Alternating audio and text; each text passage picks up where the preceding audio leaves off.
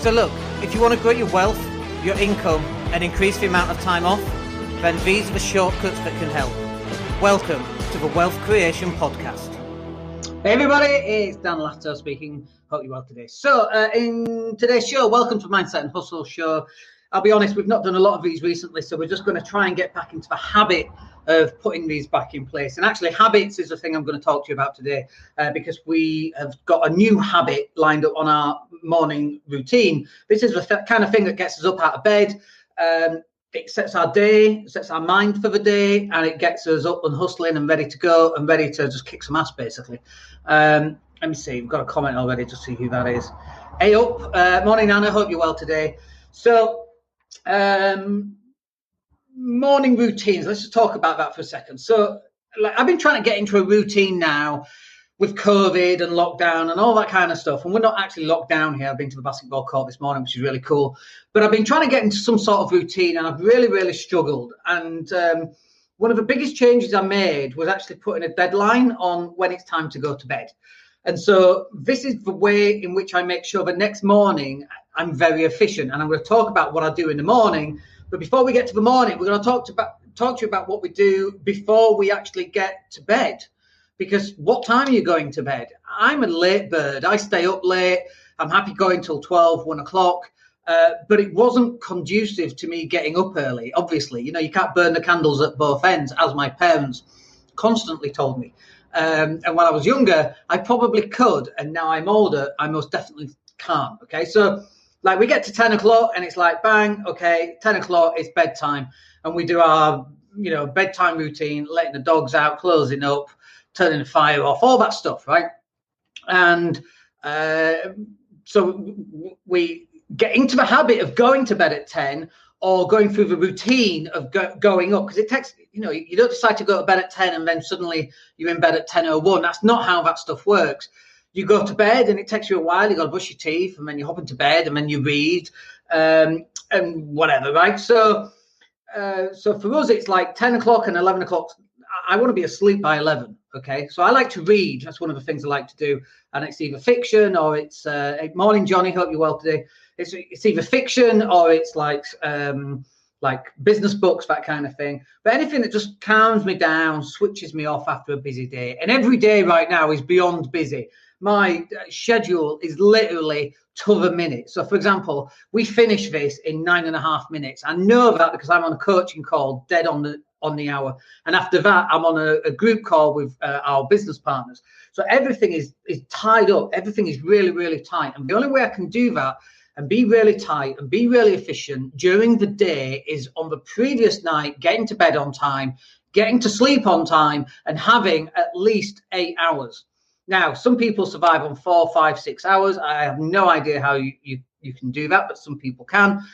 For me, if I don't get 8 hours, I just do not function properly the next day. So the next day, the level of efficiency that you've got the next day comes from what you do the night before.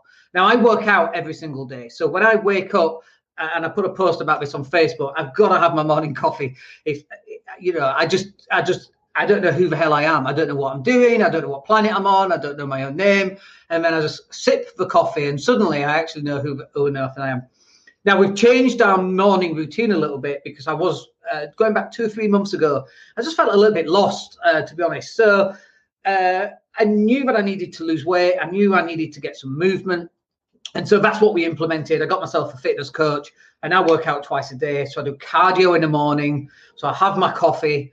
My pre-cardio workout is a cup of coffee, cup of Joe, as I call it. And then I hit the treadmill. And I've gone from 10 minutes to 26 minutes. And I find 26 minutes fine, nice and easy. Me and Johnny was having a chat about that because I hate the treadmill. But that, honestly, the treadmill, I get on it and I still don't feel like I'm human as such. And then I start walking as it speeds up and it starts running.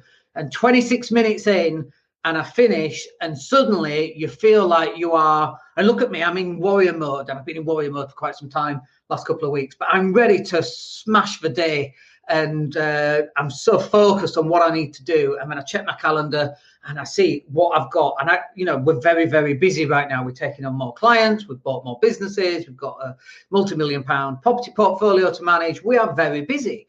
Plus, we're working out. If we're not working out, we're cooking. And if we're not cooking, we're eating. So I'm that kind of guy now that's actually meal prepping 3 meals in advance. I never thought I would be that person, but here we are. My chicken and rice is in the fridge. So the reason I can do that and I can perform at that optimal level is, 1, I get my 8 hours of sleep. 2, not only do I have my coffee, but number 2 is I hit the treadmill. And I was on a group coaching call last week, and somebody else said, do you know what? That's a good idea. That's what I'm going to do. But one of the reasons why we do it first thing on the morning is, number 1, my brain is half asleep. It doesn't know I'm on the treadmill until like 5 minutes in, and it wakes up and goes, hold on, what's going on? Why are you on a treadmill? Which is really cool, right? So it kind of tricks the brain. Number 2 is, first thing on the morning, the running is done. It's not like I'm having to wait until 2 o'clock in the afternoon and I'm dreading it and I know it's coming and I don't want to do it and I have to persuade myself. I literally get up, have my coffee, wave bye-bye to everybody as they go off to school and work. And then I'm in the basement, which is where our like mini gym is. And that's where I do my treadmill. And that really does set me up for the day. It gets the blood circulating, gets me breathing heavy. I watch an old basketball game from 91 or 92, a Chicago Bulls Michael Jordan type thing, just to, I want to surround myself by excellence. I want to see what he does when Michael's in a shooting slump. What are the things he does to get him back out of that slump, to get him motivated and get him inspired? It's very interesting. I find it interesting. You probably do. So number 1, you've got to get your 8 hours sleep. You've got to go to bed on time. Number 2, for me, exercise in the morning works really well. And then, if I look at my calendar is on my phone. So my calendar right now, if I go to it, it is literally like to the minute. Like the Mindset and Hustle show today should have been at 12 o'clock, but I can't because of a coaching call at 12, which I had to move half an hour earlier because I had another group call coming. But it is like 11:59, bang, I'm off this call and I'm on to my next call. I'm an hour ahead, so I get confused on the times. But on the hour, I then move on to my next one. I've had to have my lunch early. Then we've got a workout, like a weights workout, because I'm working out twice a day, right? And right now, my workouts are like this idea of, wow, I'm good. I've done a workout today, which means that it's kind of special in some way. And when something is special in some way, when someone says to you, I've not had a cigarette for 18 days, right?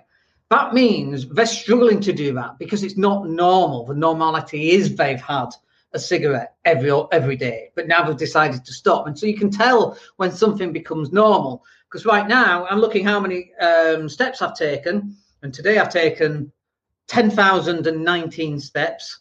I did basketball this morning, so that's why. But like that, I check it every day because it's exciting, because it's new. And when it becomes a habit, it's because I'm not checking it every day, because it's no longer new. It's actually formed as a habit, and it's no longer a surprise. This is why people, when they buy Lamborghinis and they go on private jets, they take pictures of everything, right? Because it's not a normal thing. You getting on a bus or going in your car or going to the beach, if that's a normal thing, you don't have to take pictures every single day because you're used to it. It's just normal. What do you mean? Like, we've got a swimming pool, right, just down there. And I realised that that's weird for people living in the UK. You've got your own swimming pool, because I used to think you were only really wealthy, and I suppose we are to some extent. But if you've got your own swimming pool in Leeds, like, no one's got their own swimming pool. You've got to be doing something right. But we don't even think about it or talk about it, because that's our new normal. That's our normality. And so some of these habits that you've got, when you're creating these new habits, you will talk a lot about them. And I'm going a million miles an hour here because I'm tight on time. But you will talk about these new habits because you're excited by them and the changes that you're seeing in whatever it is that this new habit happens to be. But you can do this by getting your 8 hours, getting your workout in the morning. And honestly, I know how hard that actually is, because it was just impossible for me to get on a treadmill. I hate the treadmill. It's the most dullest, boring thing. And people say, well, just run outside. I don't want to run outside. I have to run past infected people. I don't want to run past infected people. And I know it's not that bad, but in my little mind it is. So, and by the way, it's just so much easier. I go downstairs. I don't have to go to a gym. It's done, and everyone's happy. So look, in terms of your morning routine, I want to know what your morning routine is. Just put it in the box down below and let me know. Because your routines, once you get the habit of getting into this routine, and in a month or two, or 3 or 4 or 6 months or a year, that's where I'm headed with my workouts in the morning, my workouts in the afternoon. It's got to be something that's completely and utterly normal. Because when I get to that point and I stop being excited by it, because it's no longer unusual, then it becomes a habit. And that's the whole point of having a morning routine. I used to think a morning routine should be, getting up at 5, yoga, meditate, run for 4 hours, educate yourself. And that's crazy. I can't do that. I need my 8 hours sleep. If I get 9 hours sleep, whoa, even better. But I can't do this 5 a.m. Oh, join the 5 a.m. club. No, thanks. I'll get up at 8. Well, 20 to 8. I'll get up at 20 to 8. Perfect. I've had my 8 hours sleep. Everybody's happy. I've had my coffee. I go for my run. I feel good. I'm ready to hit whatever is on my checklist throughout the day, and it is busy, and it works really, really well. So look, I'd like to know what you do. What is your morning routine? Because this is a place to share. And if you've got a routine, I'm like, maybe I could implement a bit of that into my routine, and vice versa. Like I was on the call yesterday, I think it was, or Monday, and the guy said, yeah, I'm going to start running on the morning. Like, that's the whole point of doing these sessions.